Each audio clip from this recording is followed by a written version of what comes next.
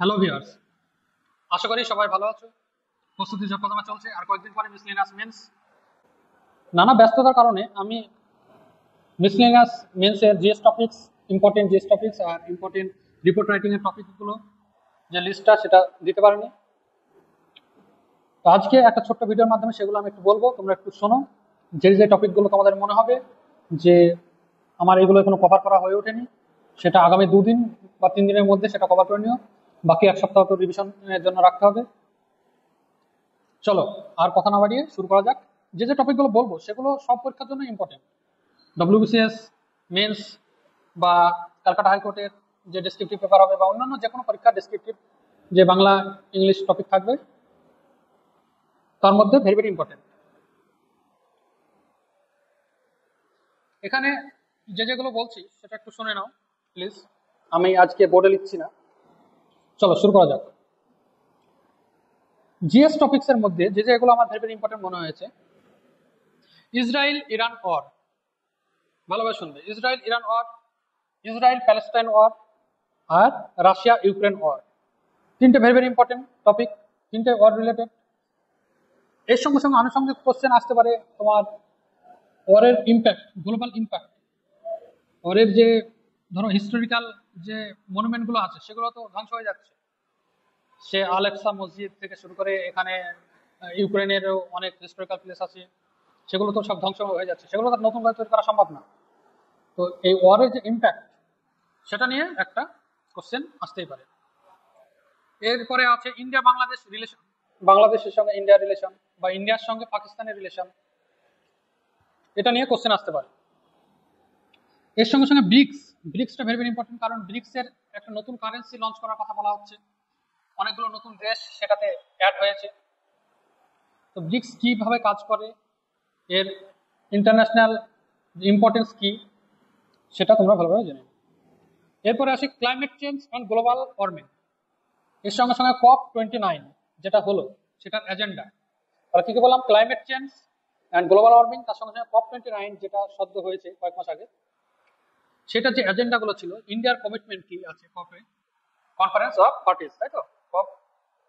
তো সেই কপে ইন্ডিয়ার কি কমিটমেন্ট আছে সেটাও আসতে পারে। এর সঙ্গে সঙ্গে G7 সামিট, G7 সামিট এবার কানাডায় হয়েছে। ভারতের সঙ্গে কানাডার সম্পর্ক ইদানিং ভালো চলছিল না, খালিস্তানি ওই যে খালিস্তানি সমস্যা নিয়ে, খালিস্তানি মুভমেন্টের সমস্যা নিয়ে, এবং একজন খালিস্তানি মুভমেন্ট সমস্যা নিয়ে ভারতের সঙ্গে কানাডার সম্পর্ক ভালো চলছিল না। কিন্তু G7 সামিটটা যেহেতু এবার কানাডাতে হয়েছে, এবার কানাডা আবার ভারতকে ইনভাইট করে, তখন ভারতের সরকারের তরফ থেকে যাওয়া হয়। এর ফলে সম্পর্কটা আবার অনেকটাই জোড়া লেগেছে। তো ভারতের কি কমিটমেন্ট ছিল G7 সামিটে, কি কি বলেছে ভারত, সেটাও ইম্পর্টেন্ট আছে। তারপর আসে India USA trade tariff. USA তো সব দেশের ওপর ট্যারিফ চাপাচ্ছে, তো সেটা কি গ্লোবাল ইম্প্যাক্ট আছে, ইন্ডিয়া ইউএসএ ট্রেড ট্যারিফ ভারতের উপরে যে চাপিয়েছে সেটা। তার সঙ্গে সঙ্গে ইন্ডিয়ার সঙ্গে যে চায়নার যে রাইভালারি ট্যারিফ নিয়ে, সেটাও একটু দেখে নিই। তারপরে আর্টিফিশিয়াল ইন্টেলিজেন্স, আর্টিফিশিয়াল ইন্টেলিজেন্স দিনকে দিন আমরা তাতে আরো আবদ্ধ হয়ে যাচ্ছি। আর্টিফিশিয়াল ইন্টেলিজেন্সের নিয়ে কোশ্চেন আসছেই এখন যে কোনো পরীক্ষাতে, তো সেটা ইন ডিটেলস জেনে নিও। তার সঙ্গে সঙ্গে ডিপ ফেক, ডিপ ফেক থেকে ডিপ সিক, ওই যে আর্টিফিশিয়াল ইন্টেলিজেন্সেরই একটা নতুন যে ডিপ সিক, নতুন আর্টিফিশিয়াল ইন্টেলিজেন্স মানে চ্যাটজিপিটির মতন নতুন একটা এসেছে, সেটা হচ্ছে ডিপ সিক, সেটা হচ্ছে চায়না, তাই না? তো ডিপ ফেক থেকে ডিপ সিক, আমি এরকম ভাবে লিখেছি, deepfake to DeepSeek. তো এটা একটা তথ্যের যে বিশাল ভান্ডার, সেখানেও অ্যানালিটিক্যাল কিছু একটা কোশ্চেন আসতেই পারে। তারপরে ফেক নিউজ, এটা তো ইম্পর্টেন্ট থাকবেই সবসময়, এটা রিপোর্ট রাইটিং এর টপিকও হয়ে গেল। Exam for mission, India's profit from this mission. ইন্ডিয়ার কি প্রফিট আছে, যে 450 কোটি টাকা বেশি মূল্য দিয়ে একটা টিকিট কিনেছিল, যেখানে শুভাংশু শুক্লাকে ভারত পাঠিয়েছে, ওই এক্সাম ফর মিশনের মাধ্যমে পাঠিয়েছিল। তো এত কোটি টাকা খরচ করে ভারতের কি লাভ, সেটা সম্পর্কে জানতে হবে। আমাদের ভারতের ভবিষ্যতের মিশনগুলো সম্পর্কে কোশ্চেন আসতে পারে। India's future mission, upcoming space mission, ISRO's, এটাও আসতে পারে। যে এক্সাম ফর মিশনের মাধ্যমে কি হলো, এখান থেকে আমরা যে সেটা আমরা ভবিষ্যতে গগনযান বা ইন্ডিয়ার যে স্পেস স্টেশন হবে সেটাতে সেসব কাজে আমরা লাগাবো। তারপরে ইম্পর্টেন্ট টপিক হচ্ছে অন নেশন অন ইলেকশন, এটা চর্চায় আছে, এটা নিয়ে কোশ্চেন আসতে পারে, এর প্রো অ্যান্ড কনস কি হতে পারে। তারপর ওয়াকআপ বিল 2025 হয়েছে, সেটা নিয়েও কোশ্চেন আসতে পারে। তারপর Bengalis classical language status, Bangla আমাদের ক্লাসিক্যাল ল্যাঙ্গুয়েজ স্ট্যাটাস পেয়েছে, সেটা নিয়েও কোশ্চেন আসতে পারে। তারপর secular nature of India, last কয়েক মাস ধরে সেকুলার শব্দটাকে প্রিয়াম্বল থেকে হটানোর জন্য অনেক জায়গা থেকে আওয়াজ উঠেছে। তো ইন্ডিয়া যে একটা সেকুলার নেচার আছে সেটা কনস্টিটিউশনের কোন কোন আর্টিকেলে লেখা আছে বা ইন্ডিয়ার যে ঐতিহ্য বহন করে চলেছে সেটাও ডিটেলসে লিখতে হবে, ঠিক আছে। এর সঙ্গে তার সঙ্গে সঙ্গে আসতে পারে illegal immigrant issue, Rohingya issue বা বাংলাদেশি ঢুকে পড়ছে, ইলিগাল ইমিগ্রান্ট ইস্যু নিয়ে যে আমাদের কি আইন আছে বা কিভাবে রোধ করা যায় সেটা আসতেই পারে। তার সঙ্গে সঙ্গে দুয়ারে সরকার অ্যান্ড পাড়ায় পাড়ায় সমাধান scheme of West Bengal and it's larger impact, দুয়ারে সরকার এবং পাড়ায় পাড়ায় সমাধান এই দুটো স্কিমের মাধ্যমে যে লার্জার একটা ইম্প্যাক্ট করছে জনসাধারণের মধ্যে সেটা নিয়ে কোশ্চেন আসতেই পারে। এর সঙ্গে সঙ্গে social impact of social sector schemes of West Bengal, Kanyashree, Rupashree, তারপরে লক্ষ্মীর ভান্ডার, স্বাস্থ্যসাথী এইসব যে সোশ্যাল সেক্টর স্কিমগুলো আছে সেগুলোর যে সোশ্যাল একটা ইম্প্যাক্ট জনসমাজে পড়েছে সেটা নিয়ে কোশ্চেন আসতে পারে। বা এই কোশ্চেনটা অন্যভাবে আসতে পারে যে woman empowerment schemes of West Bengal বা woman empowerment schemes of government of India and government of West Bengal, এটা কোশ্চেন আসতেই পারে। তো এটা একটু দেখে নিই। ওমান এম্পাওয়ারমেন্ট স্কিম কোনগুলো? লক্ষ্মীর ভান্ডার, কন্যাশ্রী, রূপশ্রী, তারপরে স্বাস্থ্যসাথী, সবগুলোতে দেখবে হেড কে একজন মহিলা, বাড়ির মহিলাকে হেড করা হয়েছে, সে বেনিফিশিয়ারি, অ্যাকচুয়াল বেনিফিশিয়ারি, ঠিক আছে। এর সঙ্গে সঙ্গে ওয়েস্ট বেঙ্গল অপরাজিতা বিল 2024, যেটা আমাদের ওয়েস্ট বেঙ্গল গভর্নমেন্টের লেজিসলেটিভ অ্যাসেম্বলিতে পাস হয়েছে কিন্তু সেটা এখনো প্রেসিডেন্টের অ্যাপ্রুভের জন্য পড়ে আছে। তারপরে আছে ন্যাশনাল ডিজাস্টার নিয়ে আসতে পারে কোশ্চেন একটা, এটা রিপোর্ট রাইটিং এ আসতে পারে, ঠিক আছে। রিপোর্ট রাইটিং এ তাহলে কি কি আসতে পারে এবার বলছি। ন্যাশনাল ডিজাস্টার নিয়ে আসতে পারে, ফ্ল্যাশ ফ্লাড ইন উত্তরাখণ্ড, এটা চলে আসতে পারে, রিসেন্টলি হলো, বা যে কোনো জায়গার ফ্ল্যাশ ফ্লাড হতে পারে। ইউএসএ তো রিসেন্টলি একটা ফ্ল্যাশ ফ্লাড হয়েছিল। এর সঙ্গে সঙ্গে অ্যাক্সিডেন্ট রিলেটেড যেগুলো আসবে, ট্রেন, রিপোর্ট রাইটিং বলছে, হ্যাঁ, ট্রেনের অ্যাক্সিডেন্ট বা এরোপ্লেনের অ্যাক্সিডেন্ট যেটা এয়ার ইন্ডিয়া ক্র্যাশ হলো, তার সঙ্গে সঙ্গে ফায়ার অ্যাক্সিডেন্ট, কোনো স্কুল, কোনো ফ্যাক্টরি বা কোনো শপিং মল বা কোনো একটা বস্তি এরিয়াতে বা বড় বাজারের মতন একটা ঘিঞ্জি যে একটা বিজনেস হাব সেখানে, ঠিক আছে। এর সঙ্গে সঙ্গে সাইক্লোন রিলেটেড রিপোর্ট আসতে পারে, সাইক্লোন আসার আগে বা ফ্ল্যাড আসার আগে কি কি প্রিকশনের মেজার নেওয়া উচিত সেই নিয়ে একটা রিপোর্ট আসতে পারে। তার সঙ্গে সঙ্গে ব্রিজ কোলাপস হয়েছিল, ব্রিজ কোলাপস নিয়ে রিপোর্ট আসতে পারে, বা পুর কন্ডিশন অফ রোড সেটা নিয়েও একটা রিপোর্ট আসতে পারে। এখন তো রাস্তাঘাটের অবস্থা খুব খারাপ হয়ে যাচ্ছে বর্ষার সময়, ওয়াটার লগিং নিয়ে একটা রিপোর্ট আসতে পারে, ওয়াটার লগিং, রাস্তা যেখানে সেখানে জল জমে যাচ্ছে এই সমস্যা কিভাবে উদ্ভূত হচ্ছে এই সমস্যা, হ্যাঁ। তারপরে ওয়াটার লগিং বললাম, ওয়াটার স্কারসিটি নিয়ে আসতে পারে, অনেক জায়গায় জলের সমস্যা দেখা দেয়, পুরুলিয়া, বাঁকুড়া বা এখন সব জায়গায় কম বেশি দেখা যাচ্ছে।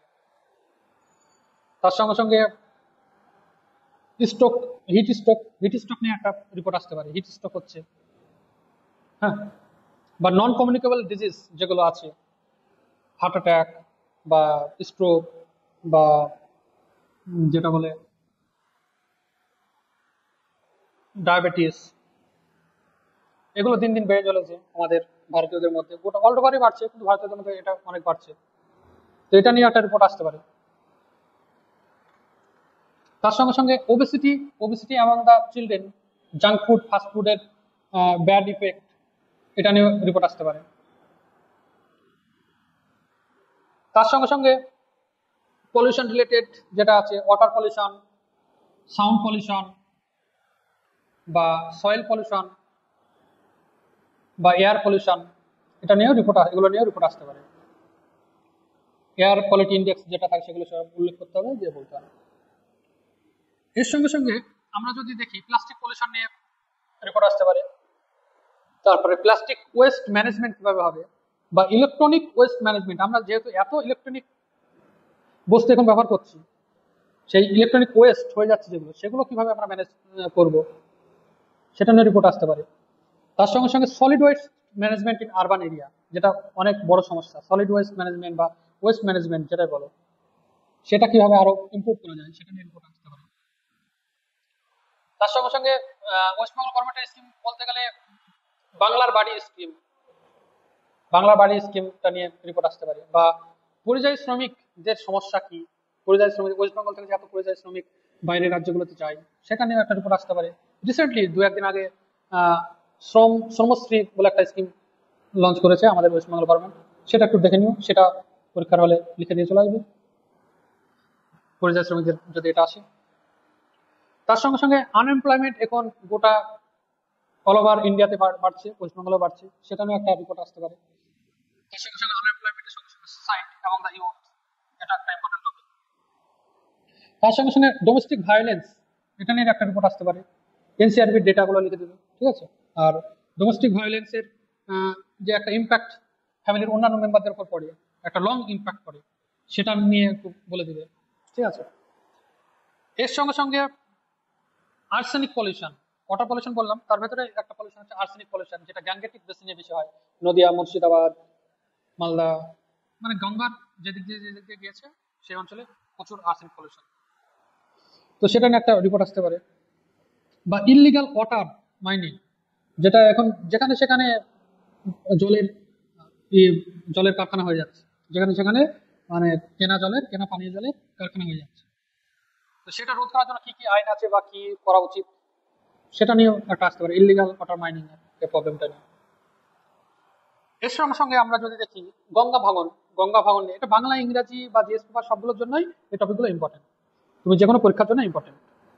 গঙ্গা ভাঙন, সেটা রোধ করার জন্য কি পদক্ষেপ সরকার নিচ্ছে বা কি নেওয়া উচিত, বা যেগুলো আমাদের ইম্পর্টেন্ট আছে, যে বন্যা রোধের যে টপিকগুলো, বন্যা রোধের যে প্রিকশনারি মেজার বললাম, সেখানে তুমি দামোদর ভ্যালি কর্পোরেশনের যে জল ছেড়ে দেয়, সেটা নিয়ে একটু দেখে নিও, যে ঘাটাল মাস্টার প্ল্যান বা কান্দি মাস্টার প্ল্যান, এগুলোতে কি সমস্যা দেখা দিচ্ছে, মানে এখনো এটা পুরোপুরি ইমপ্লিমেন্ট হচ্ছে না কেন, এটা একটু দেখে নিও, এটা তুমি লিখে নিতে পারবে যদি ফ্ল্যাট রিলেটেড কিছু আসে, ঠিক আছে। বা তারপরে টপিক যদি আমরা দেখি, electoral reform and voter awareness, electoral reform and voter awareness, এই অন নেশন ইলেকশন, এটা ইলেকট্রাল রিফর্মস এর মধ্যে পড়ছে একটা। তারপর mid day meal scheme and it's social and nutritional impact, nutritional impact তো সবাই জানে, সোশ্যাল ইম্প্যাক্ট কি কেউ বলতে পারবে? মানে একটা জায়গায় সেখানে একজন শিক্ষক খায় কিন্তু সে মিড ডে মিলের খাবার, তার সঙ্গে সঙ্গে একজন নানা জাতের নানা কাস্টের ছেলেরা সবাই একসঙ্গে বসে খায়, গরিব বড়লোক সবার ছেলেমেয়েরা একসঙ্গে বসে খায়, এটা একটা সোশ্যাল বন্ডিং তৈরি করে, ঠিক আছে। তো এই রিলেটেড একটা কোশ্চেন আসতেই পারে। তারপরে ডিজিটাল ডিভাইড, আমাদের যে এখন তথ্যের যে প্রাচুর্যতা হয়ে গেছে, সেটা এক শ্রেণীর মানুষ অ্যাভেল করতে পারছে, এক শ্রেণীর মানুষ অ্যাভেল করতে পারছে না। বা ডিজিটাল লিটারেসি, ডিজিটাল লিটারেসির সঙ্গে ডিজিটাল ডিভাইড, এটা দুটোই অঙ্গাঙ্গিভাবে যুক্ত। এখানে গরিবরা সেটা অ্যাক্সেস করতে পারছে না টাকার অভাবে, আর এক শ্রেণীর তারা আরবান এরিয়াতে সেগুলো কানেক্টিভিটি বেশি থাকছে, সেটা তারা অ্যাক্সেস করতে পারছে। যেমন ধরো যদি বলো ফুড ডেলিভারি যে সংস্থাগুলো, জোম্যাটো, সুইগি, তারা তো শহর কেন্দ্রিক, তারা তো গ্রামে তো পরিষেবা দিচ্ছে না, তাই না? বা সাব-আরবান এরিয়া তো পরিষেবা দিচ্ছে না, মেনলি আরবান বেসিস। এর সঙ্গে সঙ্গে আরো যে নেটওয়ার্কের সমস্যা গ্রামাঞ্চলে দেখা যায়, শহরাঞ্চলে তো দেখা যায় না নেটওয়ার্কের সমস্যা, তাই না? এর সঙ্গে সঙ্গে যে তথ্যের যে জানার পরিধি, সেটা তো একজন ইলিটারেট পার্সন পারবে না, লিটারেট পার্সন আরো বেশি তথ্য জেনে আরো বেশি লিটারেট হয়ে যাবে।